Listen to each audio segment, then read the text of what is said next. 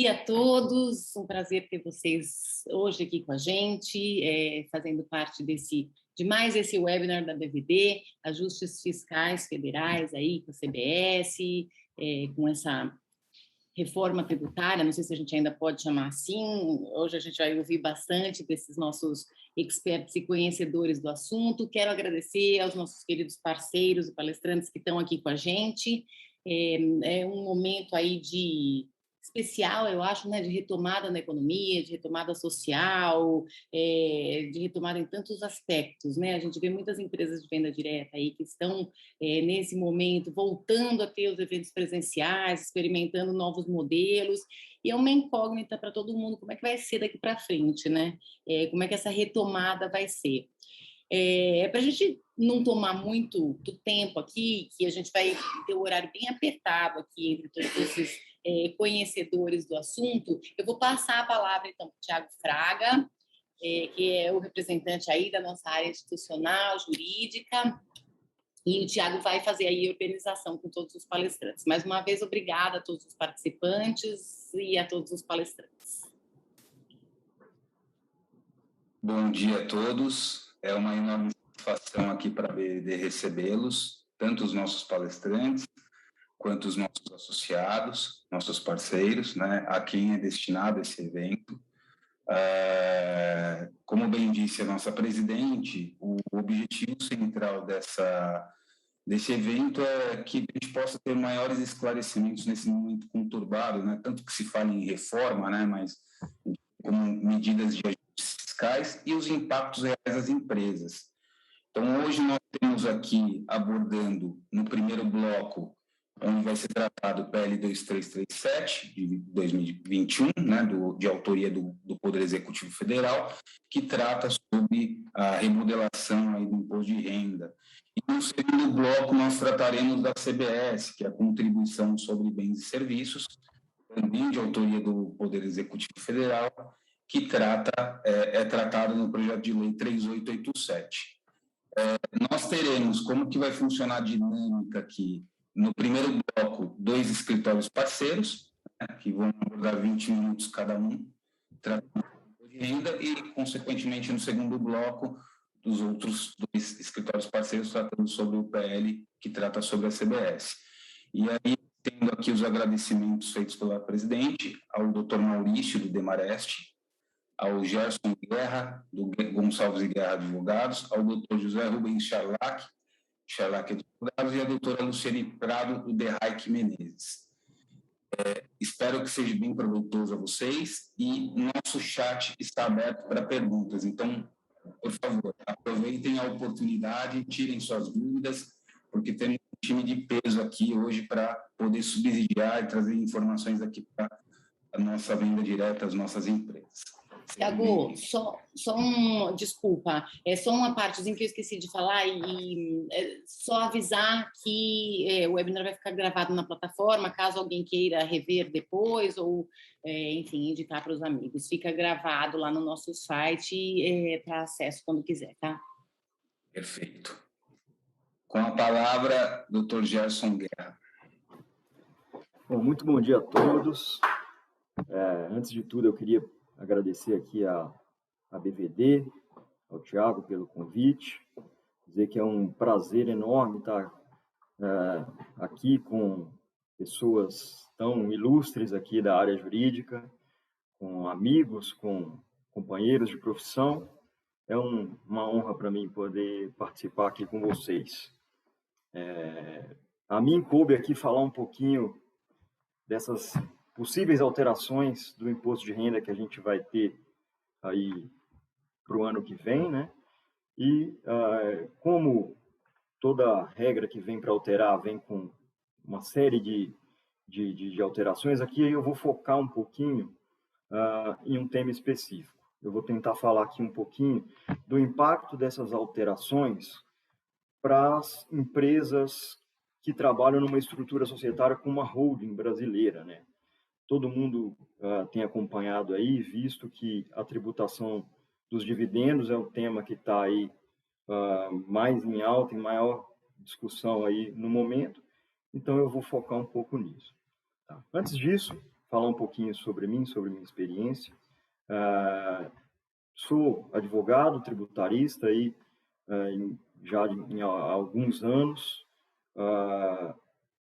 Tive de 2015 a 2018 no CARF, julgando imposto de renda na Câmara Superior. Então, tenho acompanhado aí questões envolvendo imposto de renda e contribuição social sobre o lucro já há um tempinho. Tá? E, enfim, acho que tenho algumas visões aqui para passar para vocês sobre essas alterações que podem dar aí algum alento para o medo que todo o mercado estava sentindo dessas mudanças. Queria começar aqui, só um minutinho, passar a minha apresentação.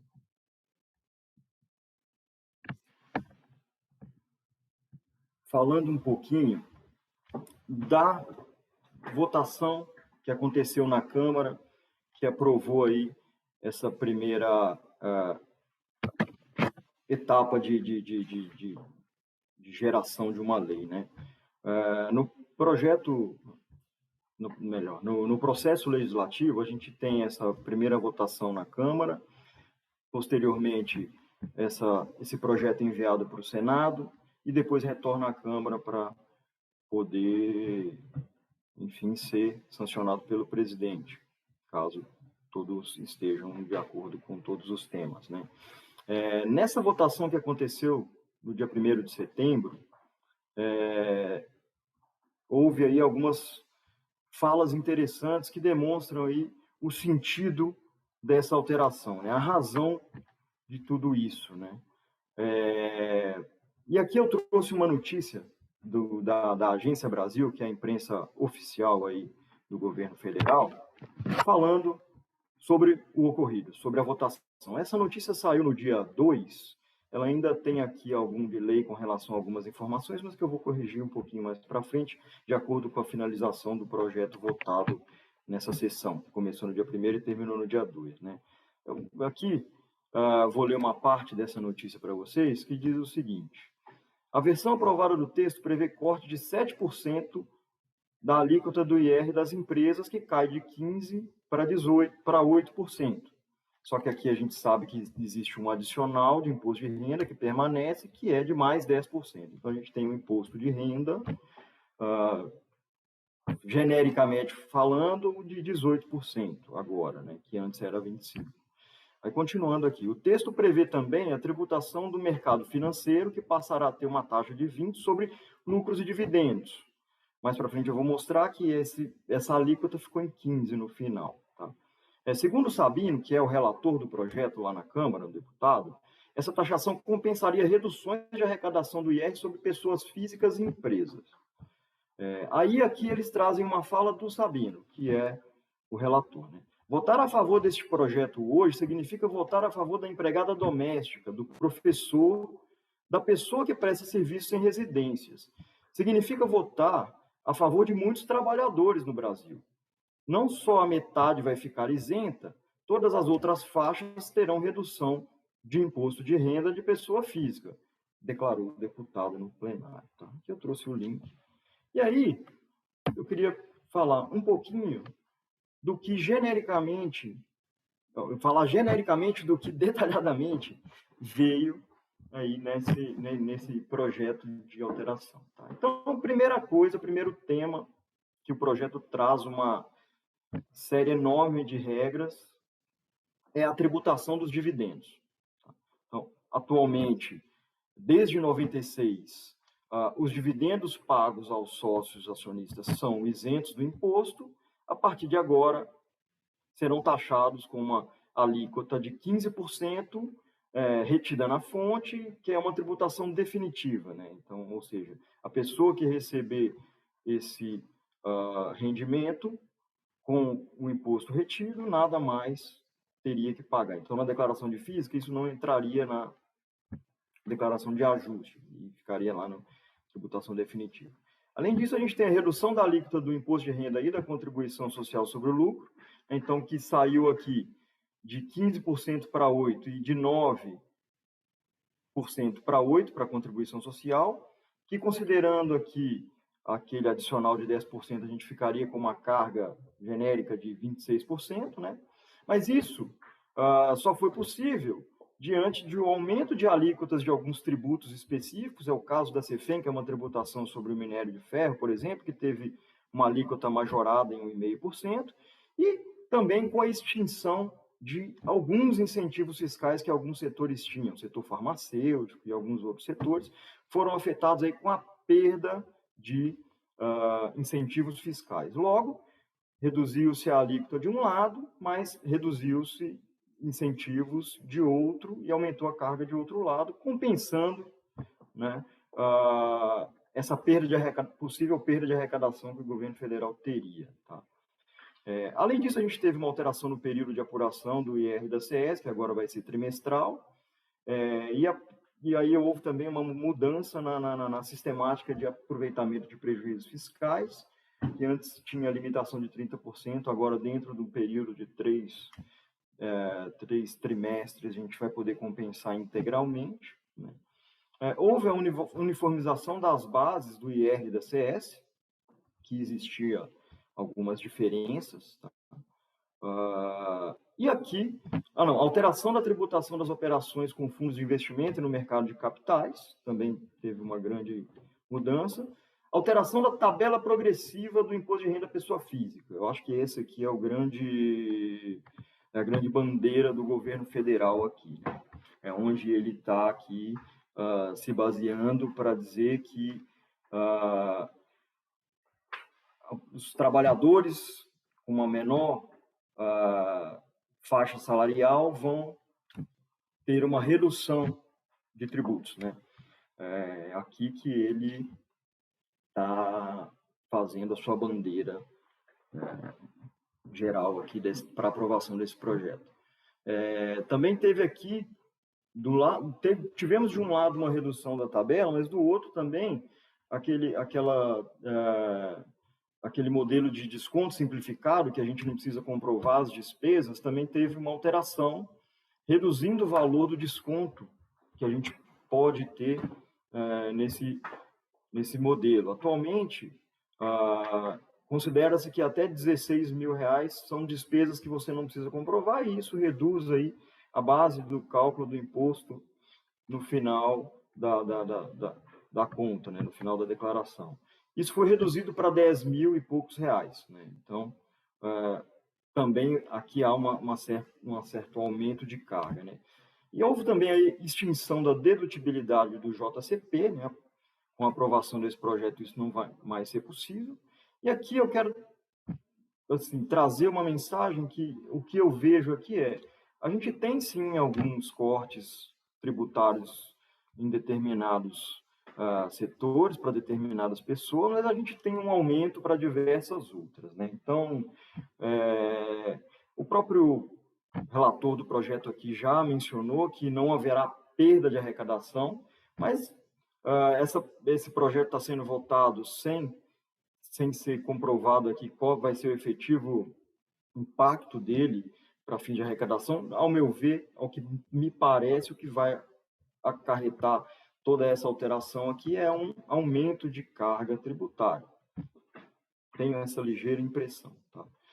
Mas, enfim, apesar de tudo isso, eu acho que todo o empresariado, todos os investidores aqui ficaram e estão bem apreensivos com essas alterações. Né? A gente vê aí o mercado de capitais, a gente acompanha a Bolsa de Valores, dólar, a Bolsa vem numa derrocada grande, chegou a máximas históricas e agora já vem voltando a patamares já que eram negociados no início do ano e tende eventualmente a cair um pouco mais. O dólar vem subindo, hoje passou da casa dos 5,30, tudo isso em decorrência de um cenário político aí bastante complexo, né?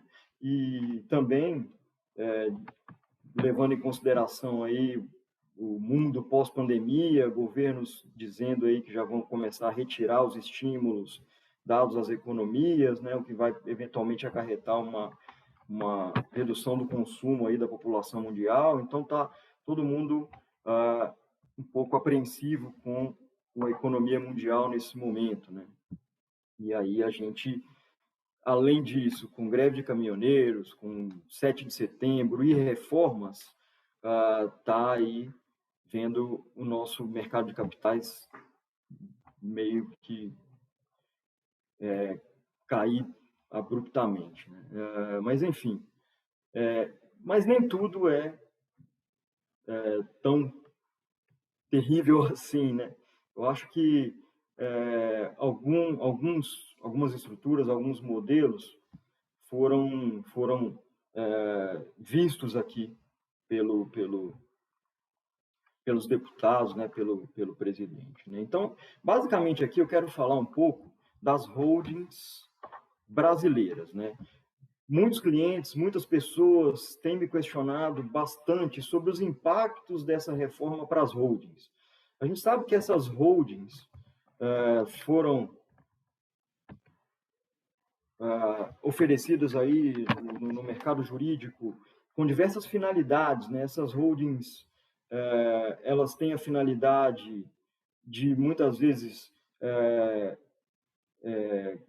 ser objeto de planejamento sucessório, elas têm a função de trazer aqui para empresas nacionais, empresas familiares, principalmente aqui, questões sucessórias de herdeiros vindo para tomar conta do negócio da família e entrando através de holdings, então elas são bastante usadas no planejamento sucessório. Elas têm aqui também uma função de ser uma gestora de caixa em grupos empresariais que têm diversas atividades, indústria, comércio, prestação de serviços. Elas centralizam o caixa de empresas que, ora, são superavitárias e precisam destinar recursos para outras empresas do grupo. As holdings são uma ferramenta aqui que a estrutura societária brasileira vem se pautando há bastante tempo, né? E para esse trânsito financeiro entre empresas operacionais e holdings, sempre houve a simplicidade da isenção do imposto de renda, né? Então, todo mundo ficava relativamente tranquilo em montar uma estrutura como a holding brasileira, pensando que não haveria impacto tributário para essa estrutura. E agora, com essas alterações, diversos clientes, empresas familiares vêm perguntando, e aí, o que vai acontecer? Eu tenho aqui uma empresa operacional que tem 6 sócios, que já são 6 herdeiros da família. A partir de agora, nós já vamos ter que tributar os dividendos distribuídos para as nossas holdings. Como vai ficar isso? Está todo mundo muito preocupado com essa situação, né? Mas aí, então, é onde a gente entra nas exceções aqui, que vieram a essa regra da tributação dos dividendos em 15%. Tá? A primeira dessas exceções são os dividendos pagos por PJ do Simples e do lucro presumido, que faturam até 4,8 milhões a pessoas físicas. Para essas pessoas aqui, ainda prevalece a isenção. Uma questão importante que foi colocada aqui é a importância da contabilidade aqui para fins de distribuição desses dividendos, né? Algumas regras no projeto falam que essa distribuição precisa estar pautada numa contabilidade aí bem feita, né? Então a gente sabe que muitas vezes, até por uma não exigência legal, muitas dessas empresas não fazem uma contabilidade completa, né? Que a exigência mínima para elas é que tenha um livro caixa, um livro diário, né, que registre todas as operações do caixa, né? A gente sabe que muitas dessas empresas não se preocupam em fazer uma contabilidade completa. Acho que agora essa visão tende a sofrer um certo impacto aqui, né? Muito embora exista uma previsão de possibilidade das empresas de lucro presumido que não tenham a contabilidade, mas tenham o livro caixa, o livro diário, distribuírem dividendos, considerando o percentual de presunção, né? Então vai considerar que aquele percentual de 8% aplicado sobre a receita bruta é o lucro, reduzindo isso do imposto de renda, contribuição, PIS e COFINS, vai chegar aí a um lucro passível de distribuição isento, talvez esse número não seja equivalente ao número real do lucro, né? Então, limita muito essa situação. Então, um cuidado e um olhar que tem que ser atento aqui para a contabilidade, né? Bom, além disso aqui, há outras exceções que são os dividendos pagos à PJ brasileira, controladora ou sob controle comum, né? Então, não permanece aqui a isenção do imposto de renda para aquela situação em que eu tenho uma ou duas holdings que controlam uma empresa, né, direta ou indiretamente. Então, a transferência de recursos via distribuição de dividendos dessa empresa operacional para essas holdings permanece não sujeita à tributação pelo imposto de renda, né? A sequência trata aqui de uma situação semelhante, mas falando aqui de dividendos pagos a PJ brasileira titular de 10% ou mais, ou seja, hipótese em que ela não é controladora, mas ela tem 10% ou mais de participação no capital votante dessa empresa operacional, também permanece aqui na hipótese de isenção. Para mim, aqui fica claro que o objetivo é tributar o lucro quando ele é distribuído para o sócio, pessoa física, vamos dizer assim, para o último beneficiário desse lucro, que é a pessoa que vai usar esse lucro para finalidades pessoais, vai tirar esse lucro do mundo dos negócios aqui, né? Aqui tem uma outra exceção, que é a aplicação de recursos por entidades de previdência complementar, sociedade seguradora, enfim, uma regra específica. E ainda tem uma isenção para os dividendos pagos a PJ domiciliada no Brasil por PJ cujo único sócio seja incorporação imobiliária. Bom, essas são as exceções básicas. Então, a gente percebe aqui que as estruturas com holding brasileiras ainda permanecem, de certa forma, intactas a essa tributação dos dividendos, enquanto esses recursos financeiros permanecerem nas empresas operacionais ou nas holdings, que ainda conseguem, então, exercer aquela função de gestora de caixa, exercer a função de veículo de planejamento sucessório. Isso tudo ainda ficou resguardado, mesmo com essa previsão de tributação dos dividendos aqui, tá? Então, não é o fim dessas estruturas. Todos os empresários, todas as pessoas que durante anos vieram colocando esse tipo de estrutura nos seus negócios, não perderam, não vão ter um impacto de última hora que vão ter que alterar toda a estrutura. Não. Então, ainda há aqui uma possibilidade legal de se valer dessas estruturas sem uma carga excedente aqui nesse trânsito financeiro intermediário, vamos chamar assim, né, entre empresas e holdings, tá?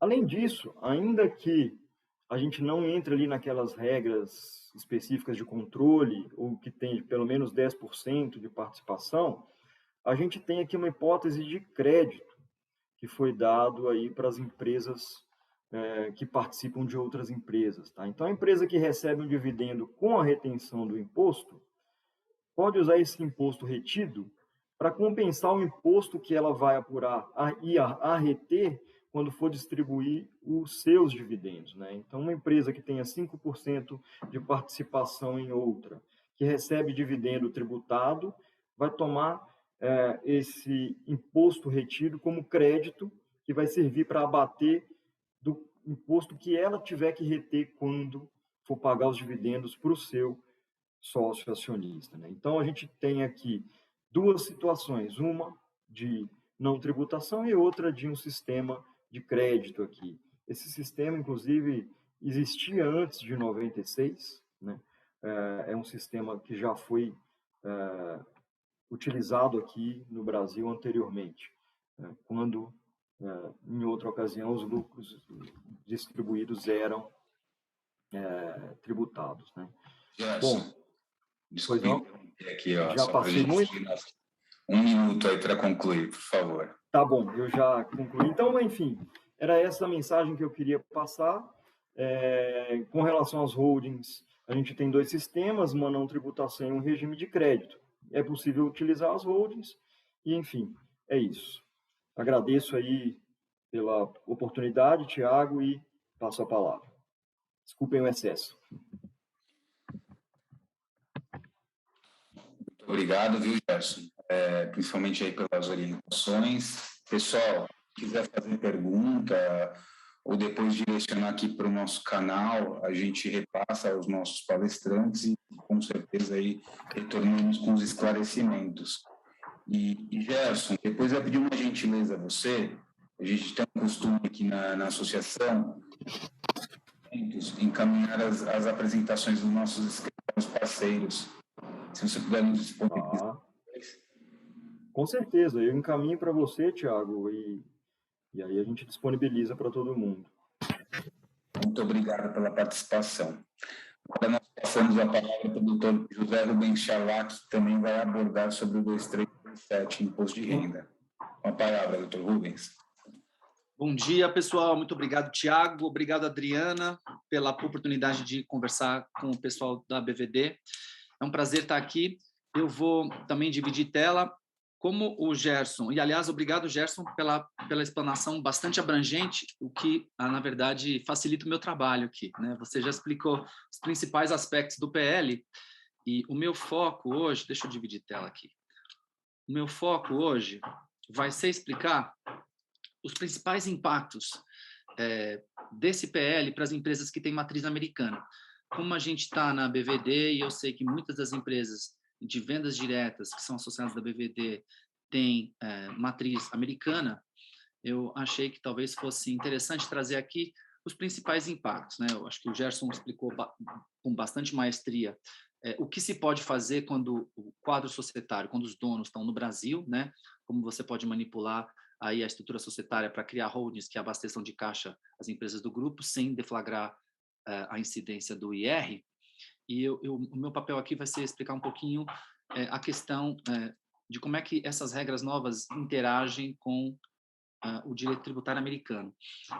Falando muito brevemente, nós somos associados da BVD, associados não, somos parceiros, né, da BVD há muitos anos. Nós trabalhamos, eu tenho 2 escritórios, o Charlac Advogados no Brasil, que a gente vem trabalhando nesse escritório desde 2005 e trabalhando com clientes de vendas diretas desde 2006 e, mais recentemente, nos Estados Unidos, em Miami, a nossa prática de direito norte-americano que vem desde 2019.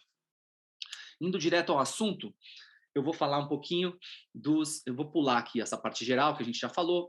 O que a gente está querendo focar, existem vários aspectos nesse PL do imposto de renda, né, que o Gerson explicou bem. A gente está querendo focar na tributação de dividendos, que nós achamos que é a grande novidade, né? Desde 96, a gente não tem tributação de dividendos no Brasil, nem para sócio brasileiro, nem para sócio no exterior. Agora a gente possivelmente vai ter, né? Então, esse PL virando lei, na verdade, revoga-se uma isenção que existe desde 96. Muito bem, a alíquota vai ser de 15% de acordo com a versão atual do PL. A gente não sabe ainda o que vai acontecer no Senado, né? As isenções, o Gerson já explicou muito bem, e assim, não existe isenção para pessoa jurídica situada no exterior. Então, todas as isenções que o Gerson explicou é para empresa no Brasil, né? Empresa no exterior é tributado na fonte o IR, né? Então, o que a gente foca, né? Além do que tem agora nós temos a distribuição disfarçada de lucros que volta a ter relevância, né? É uma legislação dos anos 70 que volta a ter relevância, vem novamente instituída com uma nova roupagem por esse PL, que basicamente é qualquer pagamento, qualquer vantagem oferecida para sócio que faça as vezes de dividendo vai ser tributada como tal. Em brevíssimas linhas é isso, né? Mas, como eu disse, né, o meu foco aqui hoje é tentar explicar um pouquinho o que acontece com os sócios das empresas de vendas diretas brasileiras que estão domiciliados nos Estados Unidos, que são residentes dos Estados Unidos, né? Então, eu quis trazer aqui alguns conceitos básicos de imposto de renda americano para a gente começar a pensar um pouquinho com a cabeça da matriz dessas empresas, né? Então, o que a gente tem que lembrar? Nos Estados Unidos não existe uma repartição constitucional de competências tributárias. Não existe. Impostos que são da União, impostos que são dos estados, não existe isso. Lá, todo mundo pode instituir tudo e as brigas são resolvidas no caso a caso, no famoso case law, né? Então, nós temos o imposto de renda federal, que é o grande objeto da atenção nossa hoje, e nós temos impostos de rendas estaduais, dependendo do estado. Nova York tem imposto de renda estadual, Flórida não tem, Delaware não tem, né? Então, o que é comum para todos os estados? O imposto de renda federal. É nele que a gente está focando hoje. O imposto de renda federal incide, via de regra, na pessoa física, né?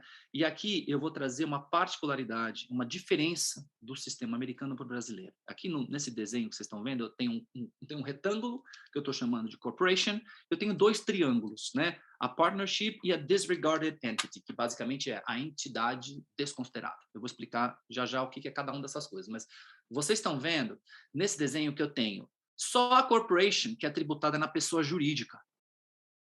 A partnership e a disregarded entity não tem imposto de renda na jurídica.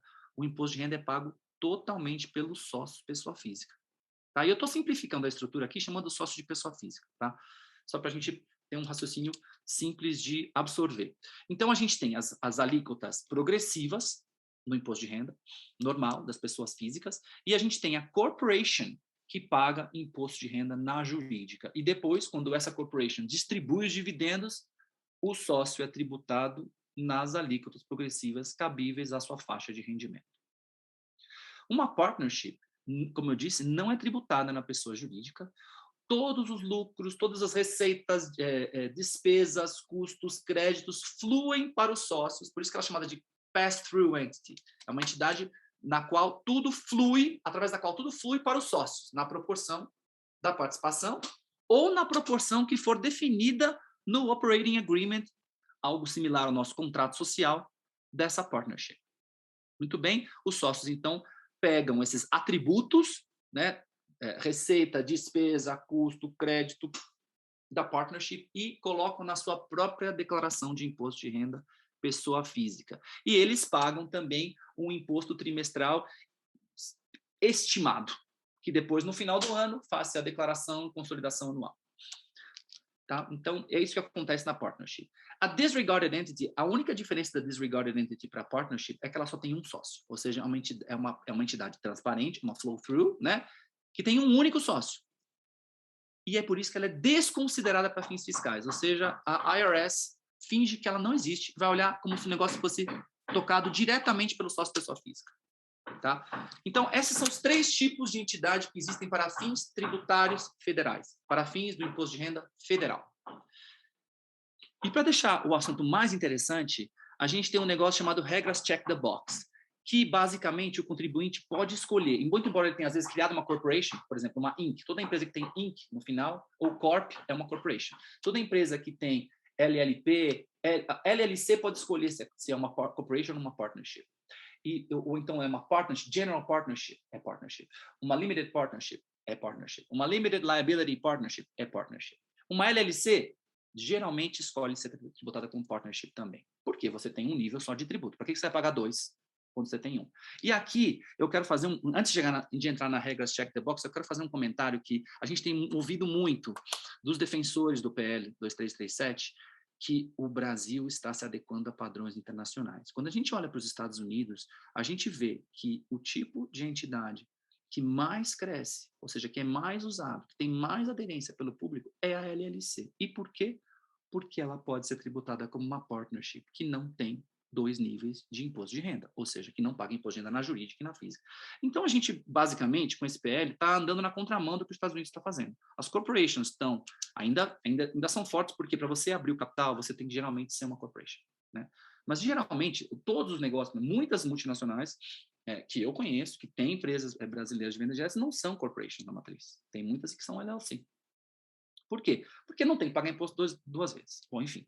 E regras check the box, você escolhe se você quer ser tributado como uma corporation ou se você quer ser tributado como uma partnership. E se você é uma disregarded entity, você ainda pode escolher ser tributado como uma corporation. Ou seja, no final você que escolhe como você quer ser tributado nos Estados Unidos. Então, feito isso aqui eu estou falando de entidades americanas. Quando a gente vai para as entidades brasileiras, o sócio americano pode check the box para escolher qual vai ser a natureza jurídica para fins de income tax, para fins de imposto americano, da sua controlada, da sua coligada, da sua investida brasileira. E aí a gente tem uma regrinha que é bom ter em mente. Se a empresa é uma limitada, ela pode escolher se ela vai ser tributada como uma corporation ou se ela vai ser tributada como uma partnership. Mas, se a empresa brasileira é uma SA, ela é o que a gente chama de per se corporation, ou seja, ela não pode escolher ser tributada como algo que não seja uma corporation. Então, SA vai ser corporation. E limitada pode ser corporation, como pode ser partnerships. A limitada com um sócio, aquela famosa limitada de um sócio só, limitada unipessoal, ou mesmo a nossa IRL, vai ser uma disregarded entity como default, mas pode escolher ser tributada como uma corporation. E aí, vamos então dar uma explicada bem breve. Eu acho que eu estou bem de tempo ainda. Vamos dar uma explicada bem breve de como é que uma corporation é tributada e como é que uma partnership é tributada, em termos de rendimentos da sua controlada no exterior. Então, imagina que eu tenho uma matriz americana e uma empresa brasileira que vai ser tributada para fins americanos como uma corporation. Tá? Essa empresa brasileira, o lucro dessa empresa brasileira só vai ser oferecido para tributação nos Estados Unidos quando for distribuído para a matriz. Porém, existem exceções. Né? Quais são as exceções? Regra CFC, ou seja, se alguma das regras CFC, Controlled Foreign Corporation, incidir, o sócio americano é obrigado a trazer o lucro da brasileira para ser tributado na medida em que é apurado no balanço. Existe uma outra regra que é PFIC, Passive Foreign Investment Company, que quando a empresa tem um percentual de ativos que produzem rendimento passivo, por exemplo, investimentos bancários, ou um percentual de receita passiva acima de X, ou seja, receita que não decorre de uma operação econômica, decorre de, por exemplo, recebe aluguéis, ou então recebe royalties, ou então recebe juros, né? São receitas passivas. Ela é uma PFIC e ela vai ser tributada tanto em bases correntes como também de uma forma mais gravosa. Que eu não vou entrar aqui no detalhe, senão a gente vai gastar um tempo todo para explicar o que é PFIC.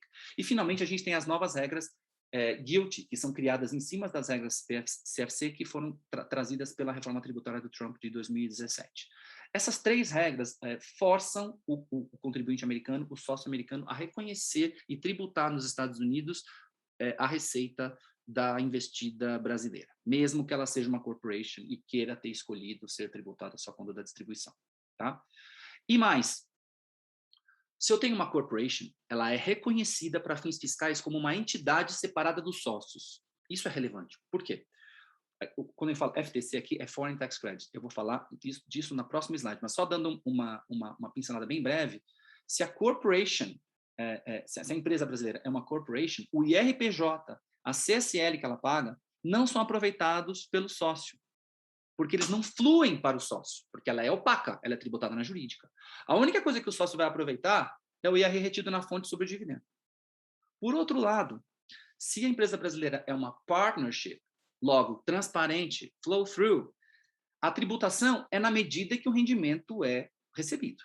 Ou seja, você não escolhe o momento da tributação através de segurar o dinheiro no Brasil. A partir do momento que o dinheiro é apurado, o lucro é apurado no balanço, tributa-se. Com a empresa transparente. O percentual dos lucros da brasileira que cabem para a americana são reconhecidos para fins do income tax.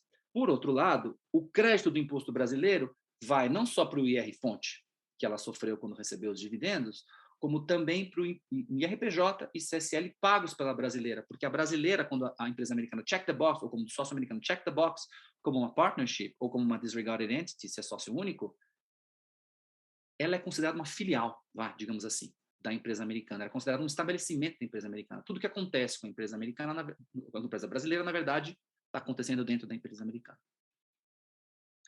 E aí eu vou entrar, então, no detalhe do que é esse crédito do imposto estrangeiro, Foreign Tax Credit. Né?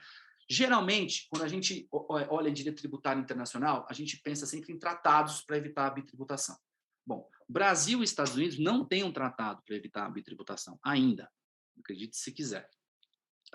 Mas existe um negócio chamado reciprocidade de tratamento, o que significa que o IRS reconhece o imposto de renda pago no Brasil como similar ao income tax americano e a Receita Federal reconhece o imposto americano como similar ao imposto de renda brasileiro. Então, quais tributos brasileiros estão abrangidos por essa regra da reciprocidade, essa regra que permite o crédito nos Estados Unidos do imposto pago no Brasil? IRPF, IRPJ, CSL. IRPJ, CSL pagos ou no lucro real ou no lucro presumido. Tá? Agora, quais impostos, quais tributos que não são reconhecidos? PIS, COFINS, IPI, ICMS, INSS, o que seja. Não são, porque não são impostos sobre lucro ou sobre rendimentos líquidos ou nenhum imposto criado em substituição ao imposto sobre lucro. Então, para ficar simples, IR e CSL são creditáveis como Foreign Tax Credit nos Estados Unidos. Agora, vamos lá. Se a empresa brasileira é considerada nos Estados Unidos como uma partnership, o IR-CSL pagos no Brasil, agora, né, de acordo com o PL, hoje em dia 34%, de acordo com o PL, 26%, né, são creditadas. E se ela, de qualquer modo, se ela for uma partnership ou se ela for uma corporation, o IR-fonte, porque é o IR pago pelo sócio, aí é o imposto pago pelo próprio sócio, né? A empresa brasileira, ao pagar os dividendos, retém o IR. Retém de quem? Do sócio. Quem paga esse imposto, quem sofre o ônus econômico, o ônus financeiro desse imposto é o sócio. Então, esse imposto de 15% vai ser creditável sempre. O que varia, de acordo com a classificação fiscal da brasileira, é o imposto IRPJ-CSL. Tá? Então, num exemplo simples aqui, né? Vamos imaginar aqui, nesse meu exemplo, que a gente vai ter uma empresa brasileira classificada lá pela IRS como uma partnership. Então, a gente tem essa empresa brasileira dando lucro de 100, a gente tira aí IR-CSL de 26, né? Sobram uns dividendos de 74. Ela paga o dividendo, mas retém os 15% na fonte, que dá R$ 11,10. Então, o sócio estrangeiro recebe R$ 62,90, né? E tem a possibilidade de tomar um crédito de até 37,10, né? Como a gente viu, a alíquota máxima do income tax é 37 na física, né? Então ele perde aí 10 centavos, a gente vai entender o que acontece com ele já já. Existe um imposto adicional ao imposto de renda para alguns rendimentos passivos, tá? Eu não vou entrar no detalhe nele, mas ele é um imposto de 3,8, só que para esse imposto adicional de 3,8, a gente não pode abater crédito do imposto brasileiro. Então, sobra na mesa, no meu exemplo aqui, 10 centavos, né? Muito bem, a gente percebe então que a alíquota total brasileira é similar à alíquota máxima prevista nos Estados Unidos. E sobram, no meu exemplo, 10 centavos na mesa. E esse 10 centavos na mesa é chamado de excess credit, ou seja, um crédito em excesso, que pode ser carregado para o ano seguinte. Tá bem? Muito bem, aqui é meu último slide, nós estamos acabando. Eu quis trazer os dois exemplos, ou seja, a empresa brasileira sendo tratada como corporation e a empresa brasileira sendo tratada como partnership, para a gente ter isso de forma visual. Isso é legal, porque as empresas brasileiras geralmente não pensam nisso, elas pensam, não, quanto menos pagar de imposto no Brasil, melhor. Não, nem sempre, às vezes é indiferente nos Estados Unidos, né? Às vezes é indiferente, porque a alíquota lá era maior, né? Era 35 na jurídica, na corporation, agora é 21. Então, vamos fazer esse exemplo aqui, a gente vai chegar lá. Vamos imaginar aqui, então, a brasileira, no mesmo exemplo, ela tem um lucro de 100, paga IR-CSL de 26, né? Sendo uma corporation para fins fiscais nos Estados Unidos. A brasileira sendo uma corporation para fins fiscais nos Estados Unidos.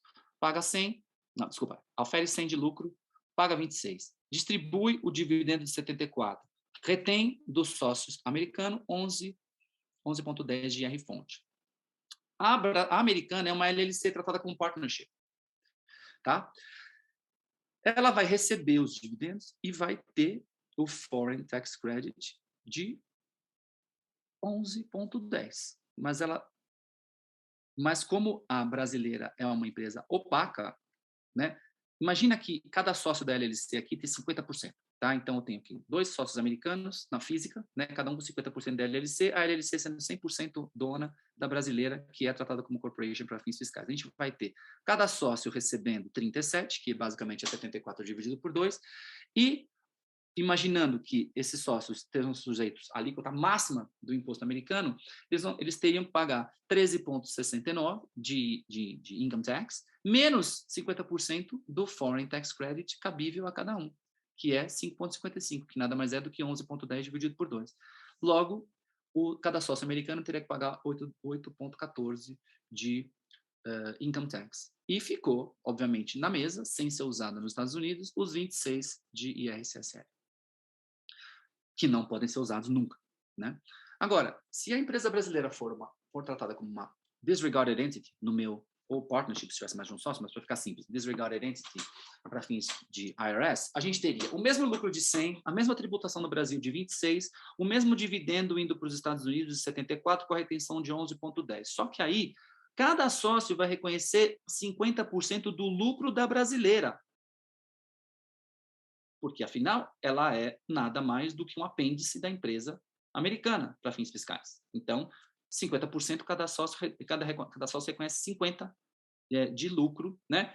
Vai aplicar a alíquota máxima, no meu exemplo, para simplificar, que daria 18,50, só que cada um tem 18,55 de Foreign Tax Credit, que é 50% dos 26 mais dos 11,10, que socorro, advogado com conta, 37,10 dividido por 2, né? Dos 18,55 cada um. Cada sócio, então, tem que pagar 0 de income tax nos Estados Unidos e ainda sobra um crédito de 5 centavos para eles levarem para o ano seguinte. Então, está aí a diferença, está aí o impacto em brevíssimas linhas dessa nossa possível reforma do IR para empresas com matriz nos Estados Unidos. Muito obrigado. Muito obrigado, Dr. Rubens, pelos esclarecimentos. Principalmente aqui nós no setor temos diversas empresas americanas e eu acredito que seu posicionamento, sua análise, enfim, suas críticas tenham sido bem aproveitadas aqui por nossos associados.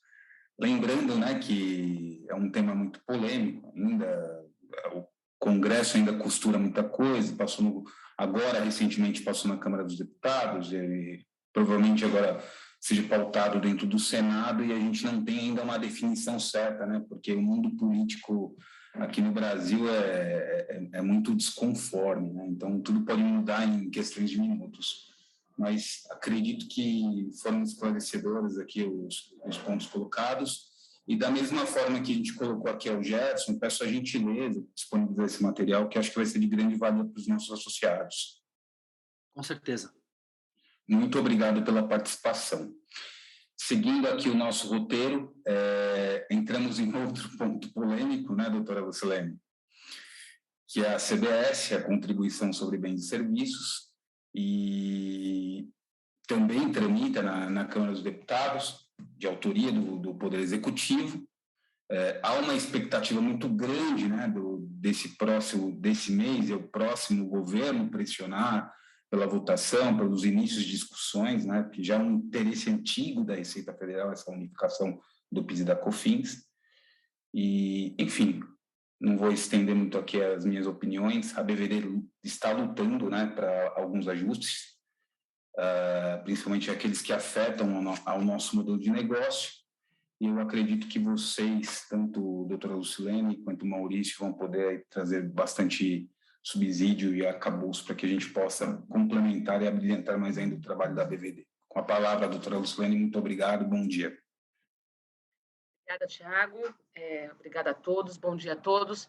Em nome do Tiago aqui, eu agradeço a todos da BVD, os associados, a Adriana, enfim, pela possibilidade de trazer essa discussão novamente da reforma tributária. E aqui a mim, ao Maurício, coube falar da tributação do consumo, né? Depois que o governo resolveu subverter um pouco aí a ordem, né? Assim, acho que o grande combinado, né, com a sociedade sempre pareceu ser: vamos reformar a tributação do consumo, que é muito alta, né? O brasileiro paga muito, né, de impostos dentro dos bens e serviços que consome, depois vamos olhar a tributação da renda.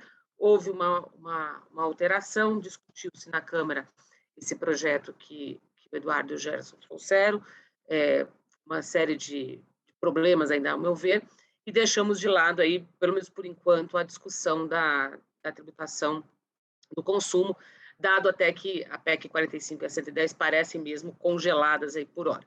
Então, eu vou trazer aqui um pouco da abordagem do desenho mais, de uma crítica ao desenho da CBS, né? Tentando comparar a CBS com os bons tributos de consumo, né, com os IVAs. Vou falar de uma forma mais abrangente, um pouco do que eu vou trazer aqui retrato até de estudos que a gente fez para alguns setores, né, tentando medir os efeitos da CBS, e eu deixo os problemas mais árduos aí do setor, né, para o Maurício enfrentar na parte mais técnica do texto da CBS.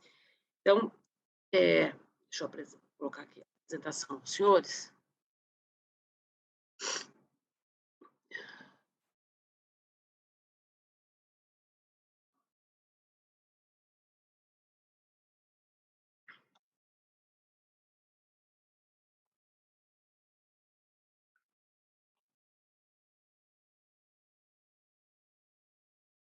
Bom, então, desculpe, estou um pouco gripada, seguindo aqui a continuidade do que a gente vinha falando de reformas, né? Eu trago um pouquinho desse diagnóstico do sistema tributário brasileiro, que já é conhecido dos senhores, né? Eu só estou trazendo aqui um pouco o sumário, né, do que é o nosso sistema, um pouco do contexto das reformas, a tributação sobre o consumo no Brasil, comparativos internacionais com o IVA, e depois um pouco de prós e contras aí da CBS. Bom, quando a gente olha aqui para o nosso desenho, né, o Brasil tem o pior sistema tributário do mundo, né, onde mais se gasta tempo para apurar tributos, né, a gente está aí nas piores colocações do ranking do Doing Business, né, as empresas brasileiras gastam, em média, 1.500 horas para apurar os seus tributos, o que a gente chama de custos de conformidade, né, que, obviamente, vão parar dentro dos preços, né, dos bens e serviços. Dentro dessas 1.500 horas, né, mais da metade, praticamente, são horas gastas para apurar os tributos de consumo, né, ICMS, ISS, IPI, PIS e COFINS. Acho que uma outra boa parte agora se dá na questão da folha de pagamento, que ficou bastante complexa também. A gente tem um contencioso tributário, que é um dos maiores do mundo, né? Nesse estudo lá do nosso núcleo de tributação, o INSPER, em 2020, né, 75% do nosso PIB era o valor do nosso contencioso tributário, né, judicial e administrativo. Em 2018, esse percentual era 73%, e não teve um crescimento substantivo do PIB de 19 em relação a 18, ou seja, nós tivemos um aumento praticamente real, né, das contingências. Segundo os dados publicados pelas 30 maiores empresas abertas não financeiras, lá em 2014, esse contencioso dessas empresas era de 293 bilhões. Na nossa tributação de consumo, nós temos 5 tributos, né, que afetam diretamente a formação dos nossos preços de bens e serviços, e nós estamos muito longe de ter um IVA. Então, aqueles que dizem que o nosso ICMS é um IVA, né, foi até um dos primeiros, né, que surgiram lá com a emenda constitucional 18 de 65, isso não é verdade. Nosso ICMS está bastante distante de ser um IVA e nosso PIS e COFINS menos ainda. E 168 países, aproximadamente 169 agora, usam um único tributo, né, que é um imposto de valor agregado, para tributar de forma ampla, né, o consumo de bens, serviços, de direitos. É um consenso, né? É engraçado, é um consenso de todos que a nossa tributação é ruim, né? Mas na hora de fazer uma reforma, a exemplo, né, do que a gente viu na semana passada, a gente não olha o todo, né? Os setores continuam olhando isoladamente, né, os impactos das reformas, tentando costurar soluções para o seu setor, que, obviamente, né, essa mudança, né, para esse setor não se encaixa com todo o que havia sido pensado. É mais ou menos, né, como tentar colocar um quadrado num círculo, nunca vai conseguir, e é assim que a gente vem fazendo reformas, né, ou ajustes, eu não chamo de reformas, mas de ajustes na nossa tributação há mais de 30 anos. Haja vista, novamente, essa reforma da tributação da renda, que é a última grande reforma que tivemos foi em 95, para o ano de na virada para 96, e agora a gente tenta fazer uma reforma, 27 anos depois, de uma forma atabalhoada, sem discussão com a sociedade, em menos de 2, 3 meses, né? Claro que tem necessidade de simplificação, de neutralidade, de transparência, de equidade e de eficiência arrecadatória, porque dizer que esse sistema que a gente tem hoje arrecada bem é mentira, ele arrecada mal. Se ele arrecadasse bem, a gente não tinha 75% do PIB em contingências, né? E as nossas piores deformidades são a cumulatividade do sistema, que gera uma residualidade brutal, eu vou falar um pouquinho mais à frente, que são os efeitos em cascata dos preços, não tem transparência alguma, né? Gestores de negócio não sabem, né, na sua grande maioria, como os tributos impactam formação de preço, custos e margem, né? E, claro, não tem neutralidade. Dentro de um mesmo setor, né, a gente vê empresas com cargas tributárias diferentes sobre os bens e serviços. Eu fiz um estudo há pouco tempo, né, no final de 19, começo de 20, para o setor de incorporação imobiliária, olhando quanto tinha de tributos de consumo dentro de 13 empreendimentos imobiliários. Nenhum tinha a mesma carga tributária. E detalhe, desses 13 empreendimentos, 2 eram da mesma incorporadora. E nenhum dos 2 tinha a mesma carga tributária. Ou seja, nem dentro da empresa eu consigo ter a mesma carga tributária para o mesmo produto que eu estou vendendo, né? Para o mesmo bem, para o mesmo serviço que eu estou ofertando. Então, é uma complexidade, né, que é inerente a esse sistema e que se aprofunda, a complexidade ela se aprofunda nas cadeias mais longas, né? Então, se a gente pega, por exemplo, a cadeia de construção civil, que é uma cadeia longuíssima, né, que vem lá desde a mineração até chegar na entrega final da obra, só para dar um exemplo, o que tem de residualidade nessa cadeia é muito grande. E também vale para bens de consumo, para serviços, para a cessão de direitos, locação, ROI, seja o que for, né? As obrigações acessórias estão dentro desse cômputo que eu falei do custo de conformidade, que é muito alto. Litigiosidade e segurança jurídica vão parar nos preços. Não há dúvida, né, que o contribuinte, já sabendo, né, da litigiosidade que pode ter, quando tenta formar seus preços, e pode, claro que tem um efeito de elasticidade, né, ele repassa uma parte dessa insegurança jurídica nos seus preços, né? E as graves consequências disso é o tamanho do impacto na nossa produtividade, né? E em todo o sistema de eficiência dos agentes econômicos, né? Eu acho que temos inúmeros aspectos que levam ao problema de produtividade e ineficiência das empresas brasileiras, né? Entre educação, problema de formação técnica, né? Mas, indiscutivelmente, o sistema tributário tem uma parcela relevante, né, na geração dessa improdutividade. E, portanto, a reforma é inevitável, né? Dentro do contexto das reformas, né, a gente lidou, só para a gente ter um histórico para todo mundo que está nos ouvindo aqui, né?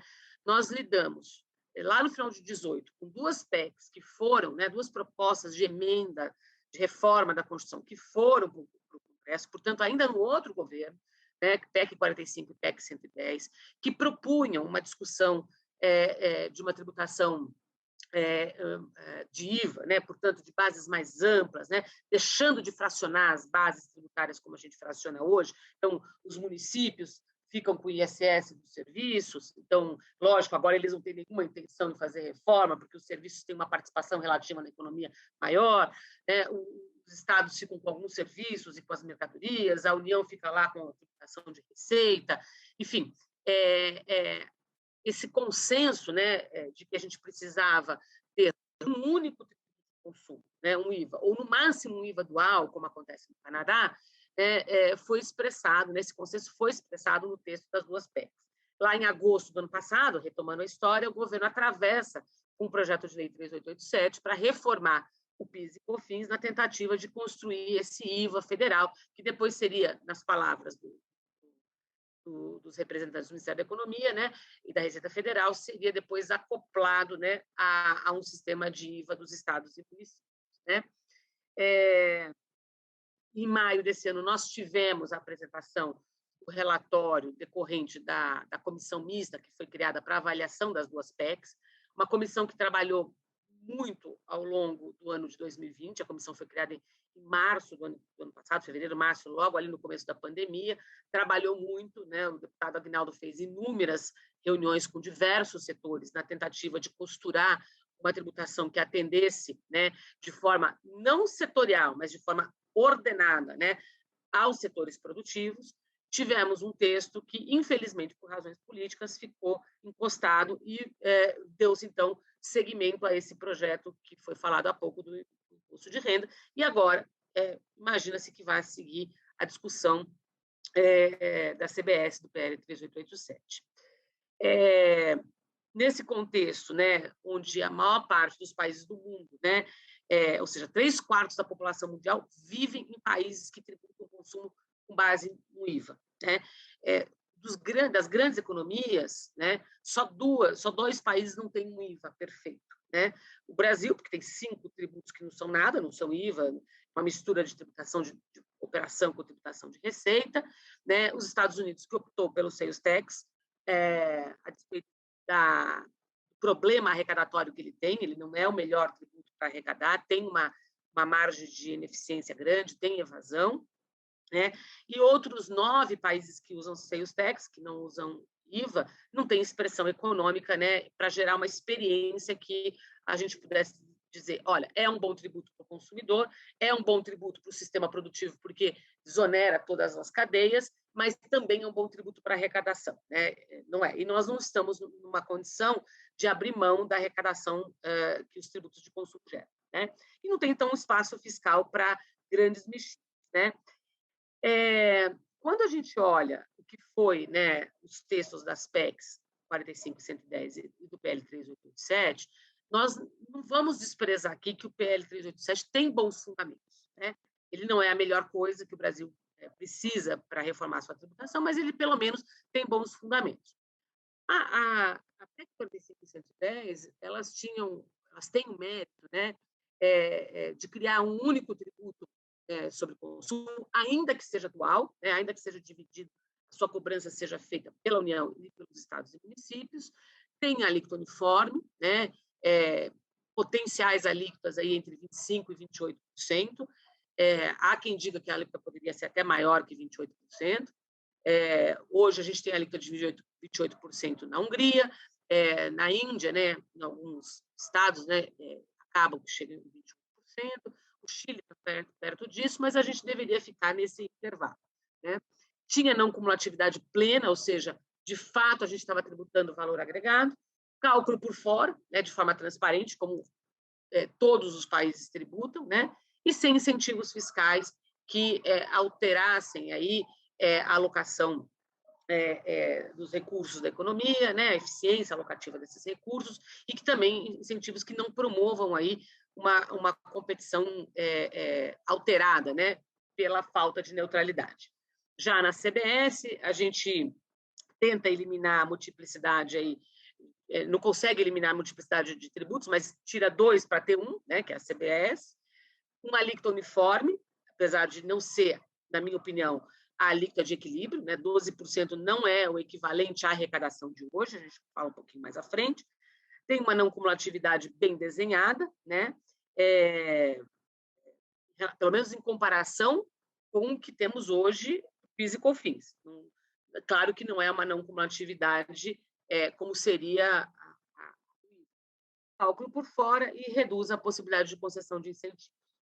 Bom, o que é a carga tributária hoje, né? Quando a gente pensa em tributação de consumo, né, se a gente olhar para todas as cadeias de produção, geração de valor, né, a gente vai encontrar ISS que vai de 2 a 5, o PIS e COFINS absolutamente complexo, né, com alíquotas de 0, 3,65, 9,25, 12,5, regime cumulativo, não cumulativo, plurifásico, monofásico, tem até substituição tributária ainda para algumas coisas, um ICMS que vai de 7% a 25%, tem fundo de combate à erradicação da pobreza, que é um adicional, né, a essas alíquotas já muito altas, de 25%, né?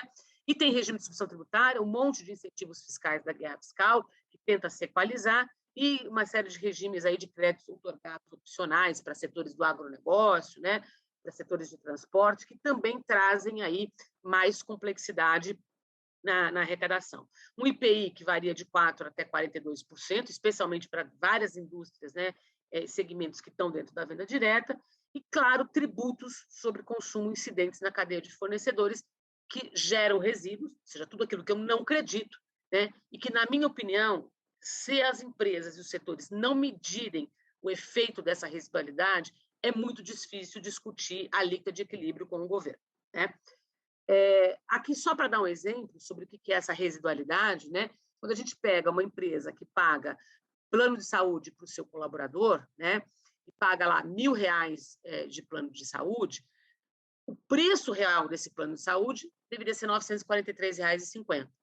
A diferença de R$ 58 aí é exatamente o ISS, né, que incide sobre os planos de saúde, aqui eu estou até admitindo uma alíquota baixa de ISS de 2%, e um PIS e COFINS de 3,65%, né, cumulativo, que é o que essas empresas acabam tendo de saúde, que geram aí R$ 36,50. Então, ou seja, esses R$ 56,50 aqui são resíduos, impostos que estão nas suas despesas, né? Ora despesa, o plano de saúde é despesa, ora ele é custo, né? Se é ligado às pessoas que estão no setor da indústria, né? No setor industrial, mas é uma parcela de impostos que vai parar dentro dos meus preços, né? Portanto, é essa residualidade. Ou seja, depois, quando eu formo o meu preço e esses R$ 1.000 incorporaram a despesa na formação do meu preço, né, por óbvio, eu estou tributando tributos, né, tributos que não foram creditados. Por exemplo, de publicidade, né, o quanto as empresas hoje, especialmente no e-commerce, na venda direta, que é o caso dos senhores, né, que precisam da comunicação digital, do marketing digital cada vez mais, né, isso ficou mais acentuado ainda na época da pandemia, a cada R$ 1.000 que se contratam de serviços de publicidade, R$ 857 é de fato serviço, o restante é a residualidade de tributos que você não pode se creditar. Ainda que no caso do PIS e COFINS tem discussões judiciais, se pode acreditar, se não pode acreditar, mas a despeito da discussão judicial, há litígio, né? Há incerteza, há um campo aí de controvérsia que, ainda que eu possa fazer o crédito depois de um longo, né, percurso no judiciário, né, tem todos os custos de transação para poder ter direito a esse crédito, né? Então, aqui é um exemplo, 2 exemplos, que todas as empresas têm, né? Toda empresa praticamente oferece plano de saúde, toda empresa precisa de marketing, né? E ela carrega dentro dos seus preços finais toda essa residualidade. Isso continua com a CBS, porque se eu não estou reformando o ISS, o ICMS e o IPI, eu ainda vou arrastar para dentro dos meus preços uma parcela significativa da residualidade. Quando a gente olha os comparativos internacionais, a gente tem feito bastante estudos, né, comparando o IVA de alguns países com como ficaria a tributação de CBS ou de IBS em alguns setores. A gente já analisou vários países, eu escolhi aqui 20 países que são bem representativos e muito parecidos com a nossa economia, né, para olhar um pouco o que o mundo tem lá fora com IVA. Quando a gente olha aqui nesse gráfico, a gente vê que a maior parte dos países, aí a coluna amarela, 11 países, ficam com numa faixa de IVA entre 15% e 20%. E só 3 países daquele painel têm uma alíquota superior a 21%. Né?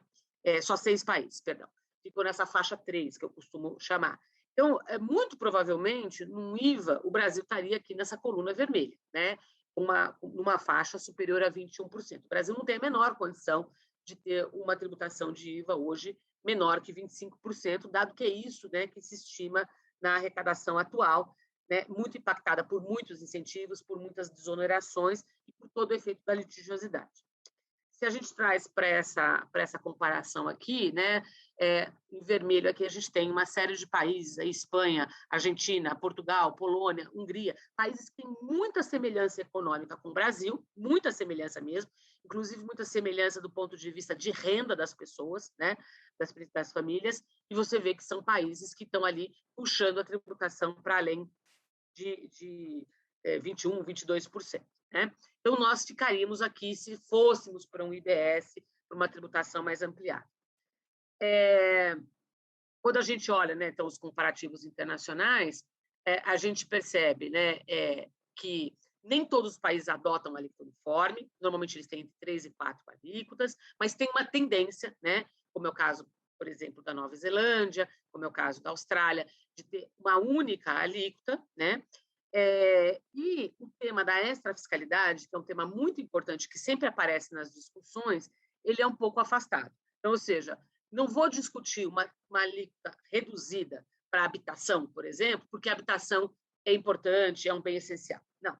Posso discutir uma alíquota diferenciada para a habitação, que o ciclo econômico de produção e de consumo da habitação é diferente do ciclo econômico de consumo de uma roupa, por exemplo. Então, as discussões que aparecem para gerar uma alíquota diferenciada nesses países, pelo menos que nós já estudamos, são discussões relativas ao próprio ciclo econômico de produção e consumo, mas não necessariamente ligada a essa fiscalidade. Cesta básica, habitação, transporte urbano, transporte público, educação ou saúde. Não, a gente não encontra esse nível de discussão quando a gente vai estudar por que alguns países colocaram tributação reduzida.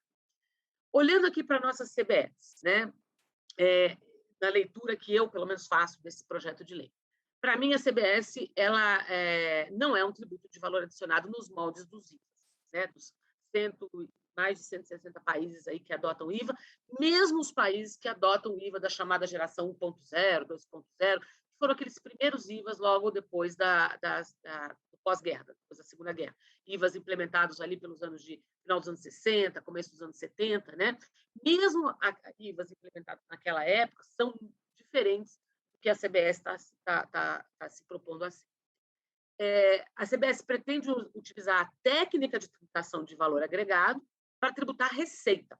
Então, ou seja, é uma tributação muito mais parecida com a tributação da renda, né, onde eu tenho receitas e despesas, né, que precisam ser contrapostas, né, do que propriamente uma tributação de operações.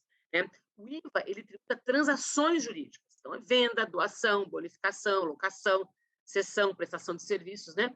Que isso, né, eu escolher esse rol de negócios jurídicos que são tributados, é isso que significa base ampla, né? Todas as atividades econômicas, né, são tributadas. A CBS tributa receita, então bases de receita contra bases de despesas, que são necessárias aí à obtenção dessas receitas. Então aí gera um primeiro descompasso do que é um IVA e do que é uma tributação de receita. Até porque, como a gente está fazendo um remendo na nossa reforma, né, a gente não está mexendo na Constituição, e vamos lembrar, não existe reforma tributária se a gente não mexe lá na Constituição, porque o Brasil resolveu constitucionalizar o sistema tributário. Todo o sistema tributário está desenhado na Constituição. Lei complementar ou lei ordinária tem se prestado há muito pouco no Brasil. Então, quando a gente vê que as contribuições sociais estão lá no artigo 195, né, que visam financiar o sistema de seguridade, né, que tem que levar em consideração as diferenças setoriais, né, tem que levar em consideração maior ou menor utilização de mão de obra, inclusive, né, na sua formulação, a gente vê a absoluta incompatibilidade de uma contribuição desta natureza com um imposto de valor agregado, né, que objetiva tributar todas as transações, né, a transação propriamente dita, né, então é um tributo de transação que está destacado na nota, que eu consigo ver no valor daquela transação, né, que eu recebo, né, como consumidora, como adquirente, qual é o valor que está ali tributado.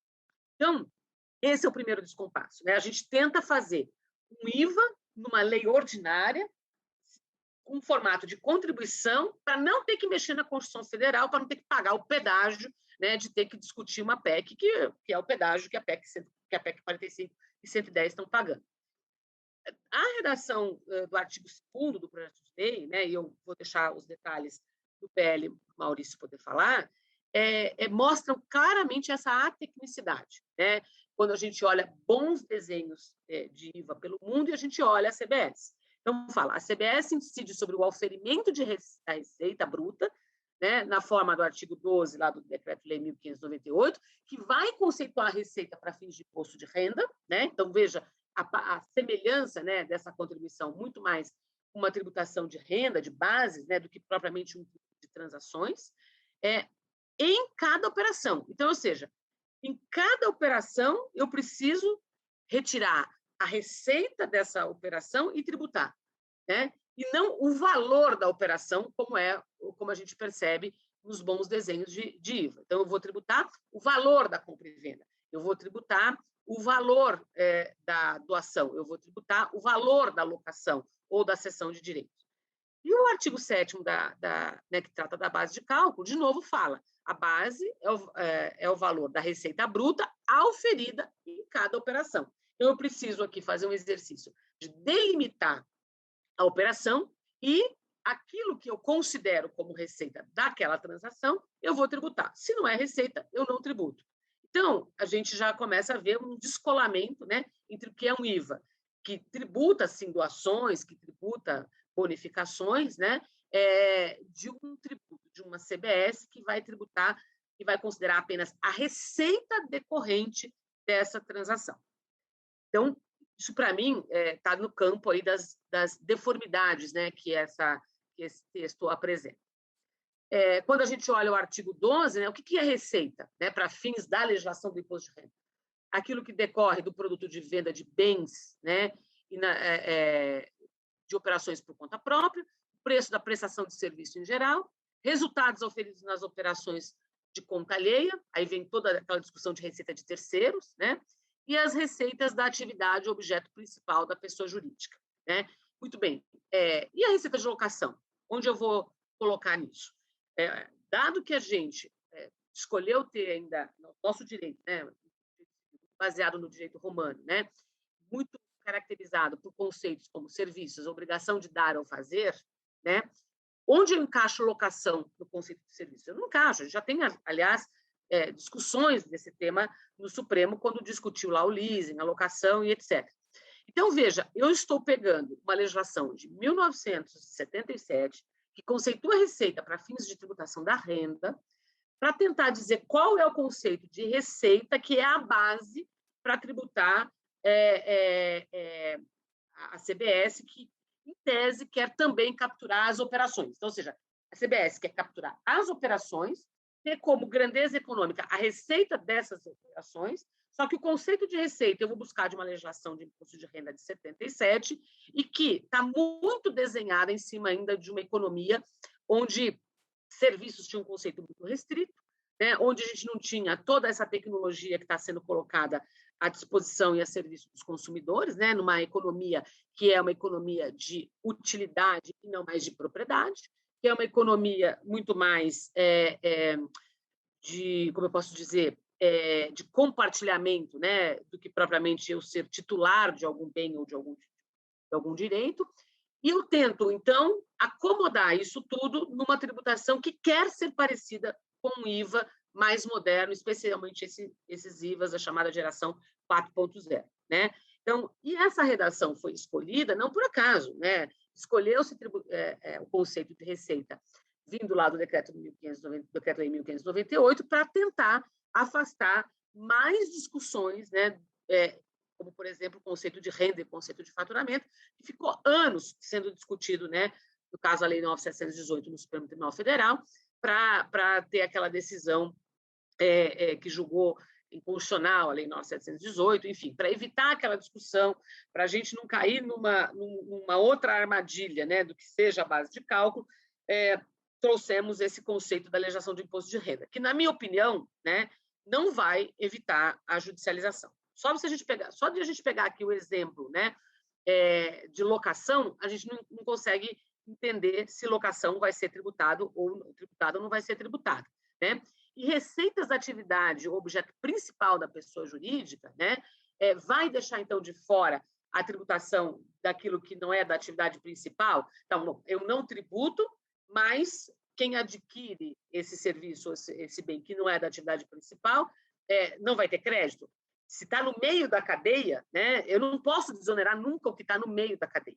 Por isso, de novo, essa incompatibilidade entre CBS, conceito de receita, para ser a grandeza econômica que expressa, né, o valor daquela transação, uma incompatibilidade que seria adequado, né, e que permitiria, não como uma atividade plena, e que permitiria que eu não me trucasse, né, no meio da cadeia, né, eu não parasse a tributação no meio da cadeia, como o caso do Simples, por exemplo, que continua com uma tributação favorecida e que, se está no meio da cadeia, né, vai acumular residualidade, porque ele não vai poder fazer crédito, e vai jogar residualidade para a cadeia seguinte.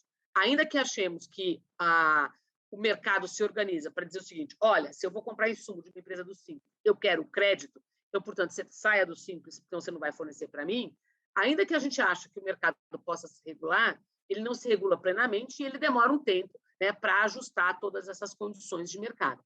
Então, a gente vai continuar, ainda por algum tempo, a gerar, dentro das cadeias, né, de produção e de comércio, residualidade na nossa tributação.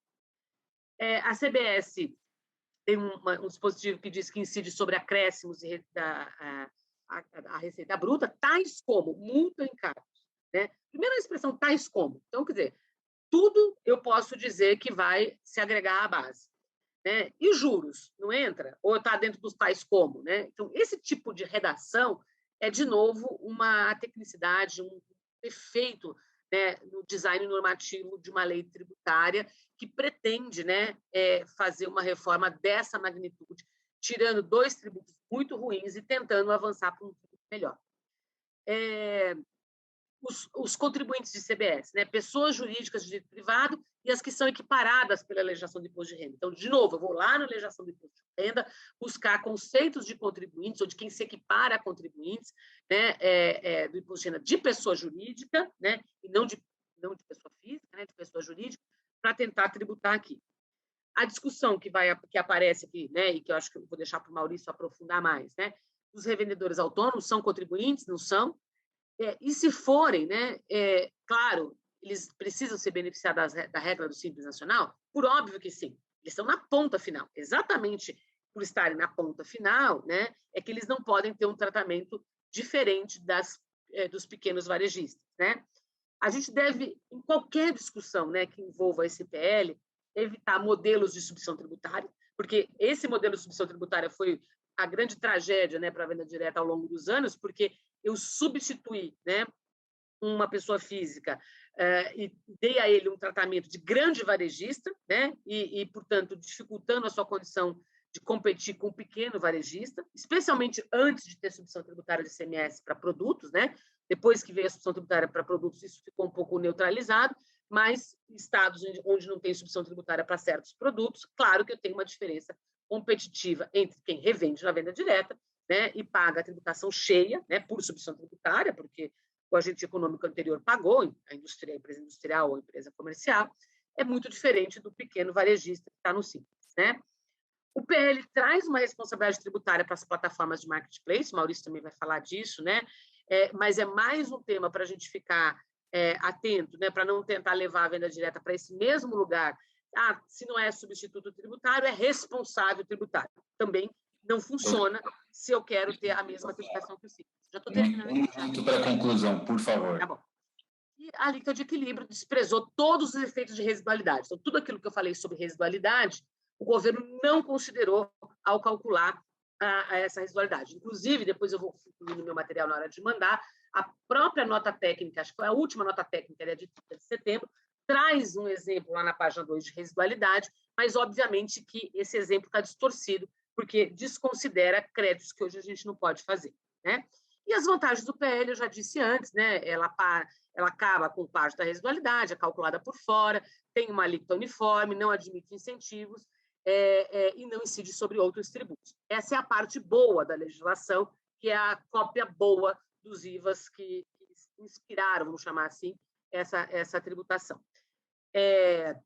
E aqui, né, só para fechar, quando a gente fala do impacto geral, né, que essa mudança vai trazer, claro que vai impactar de forma diferente os setores, né? Alguns setores, como de serviço, que são subtributados, sim, vão pagar mais, outros vão pagar menos, e eu acho que o grande tema aqui, o grande desafio da venda direta é entender como fica essa equação do equilíbrio geral computável aí na redistribuição do tributo. Acho que era isso que eu tinha para falar, e eu deixo aqui agora as conclusões para o Maurício trazer sobre como, de forma mais detalhada, a CBS vai impactar a venda direta, e fico à disposição para a gente falar depois sobre alguns questionamentos. Obrigada a todos. Muito obrigado, doutora Lucilene. Passo a palavra ao doutor Maurício.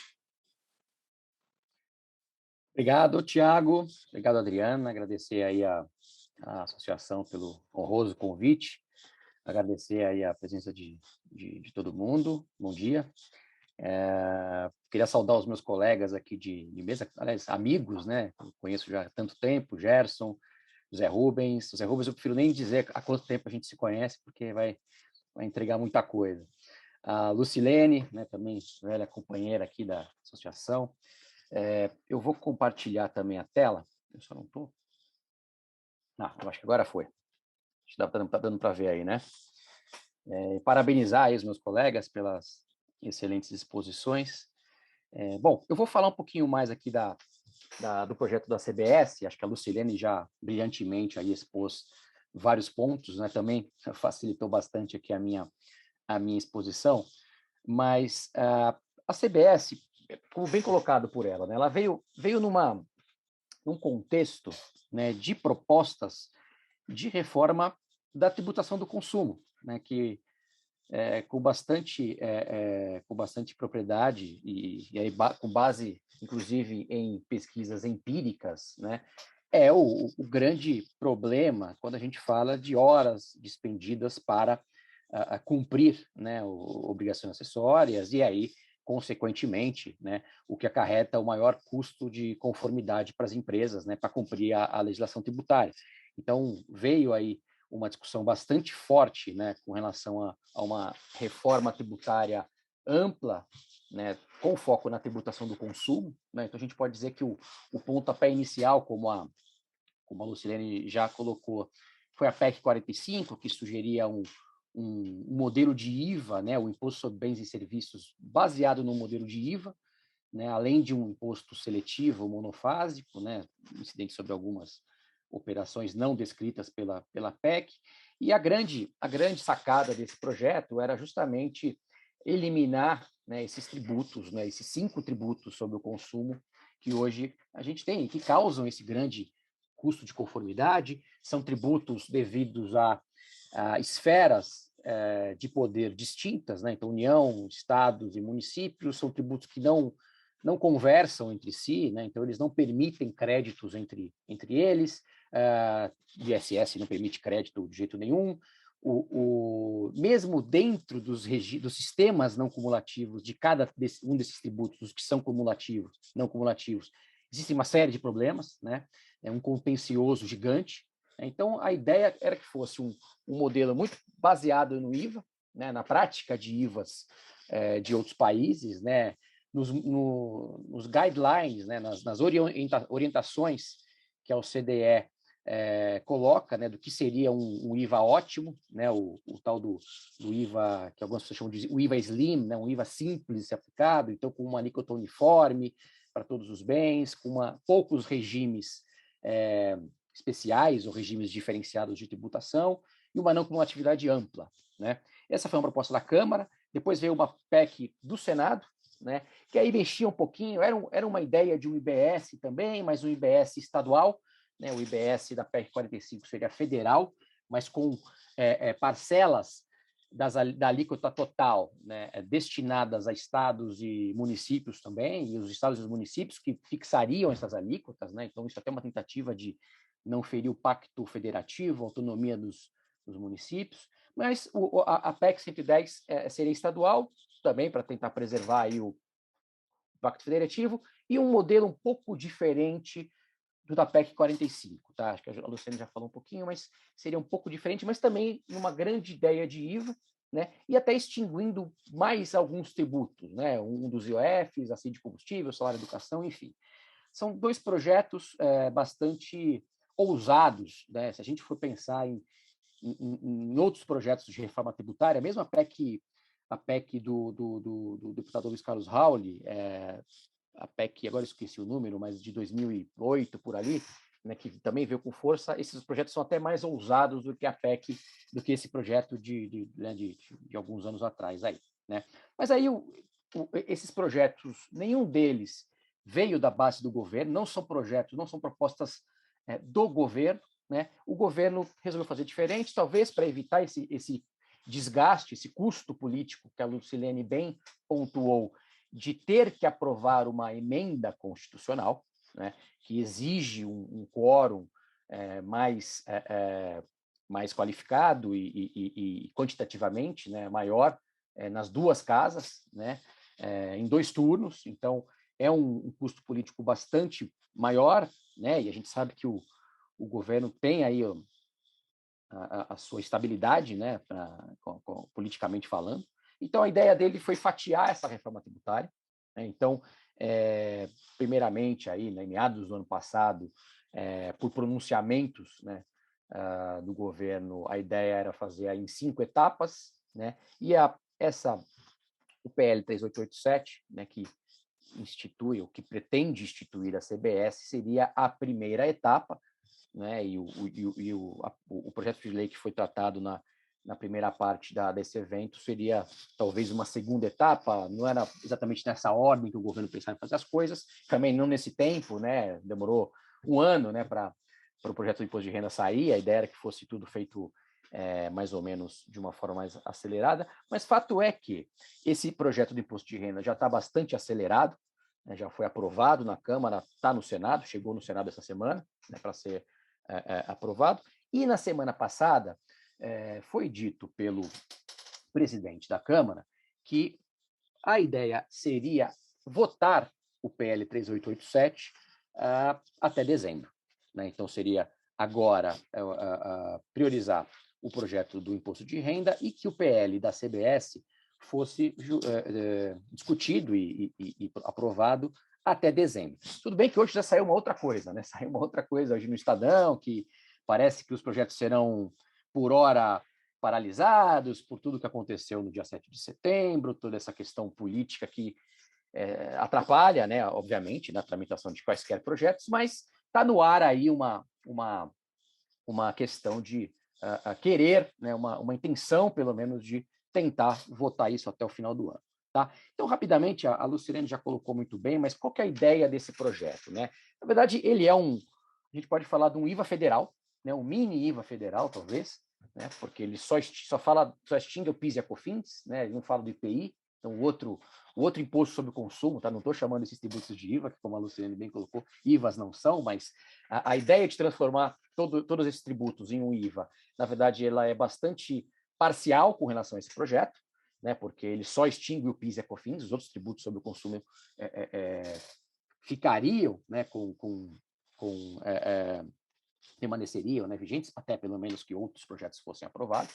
Mas a ideia dele é espelhar aí um IVA, né, tributar o valor adicionado, ser um tributo neutro, mais simples, mais transparente, né? Aqui a gente até pode entender que, como a Luciane bem colocou, a CBS, vocês vão ver que eu vou fazer algumas críticas, algumas ponderações mais críticas, mas é óbvio que a CBS é melhor do que o PIS e COFINS, tá? A PIS e COFINS são tributos.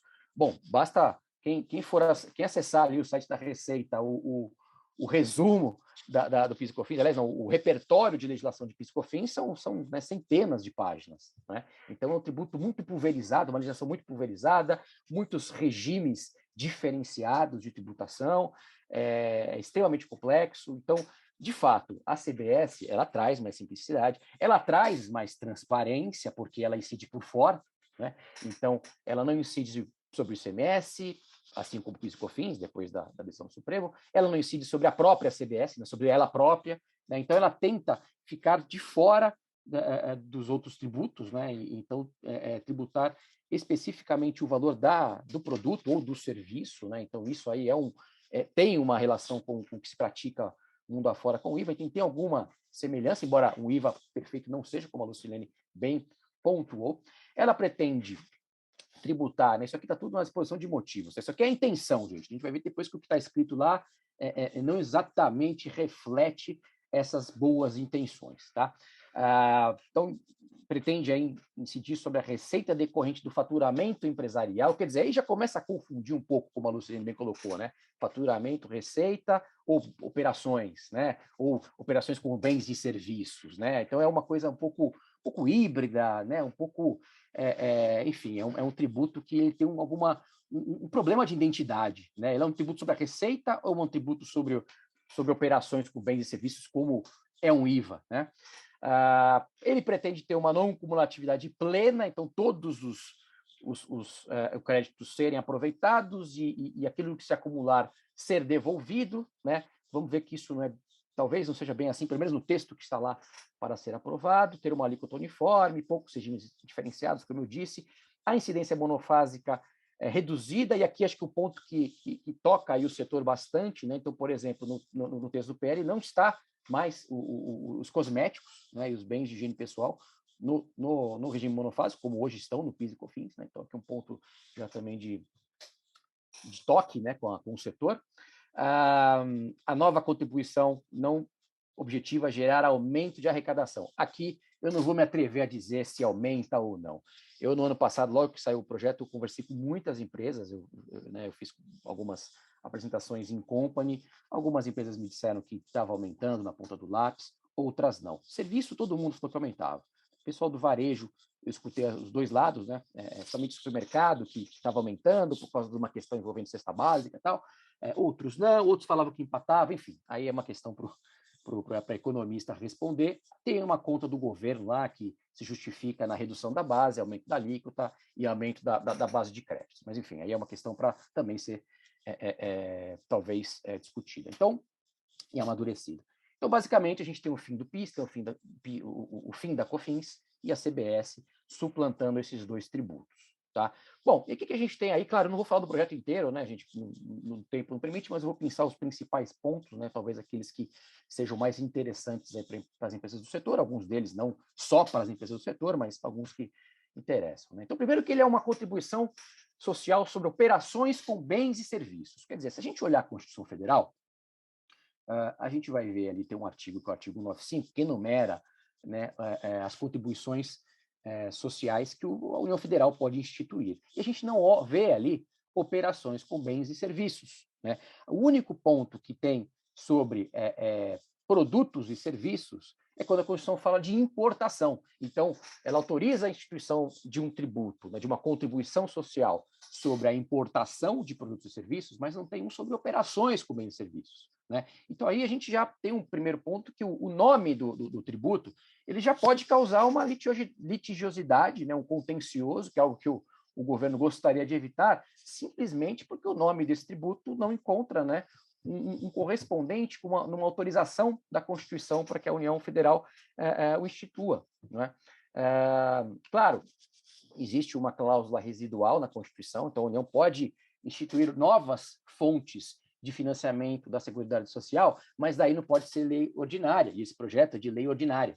Né? É um projeto de lei ordinária. A União teria que fazer um projeto de lei complementar, teria que ser um tributo não cumulativo, não poderia ter fatos geradores de outros impostos, e aí a gente tem um problema que tem o ISS, incidindo sobre serviços, a gente tem o ICMS sobre mercadorias, né, que está dentro do conceito de maior de bens, a gente tem o IPI, né, dentro de produtos, enfim, aí teremos outros problemas. Né?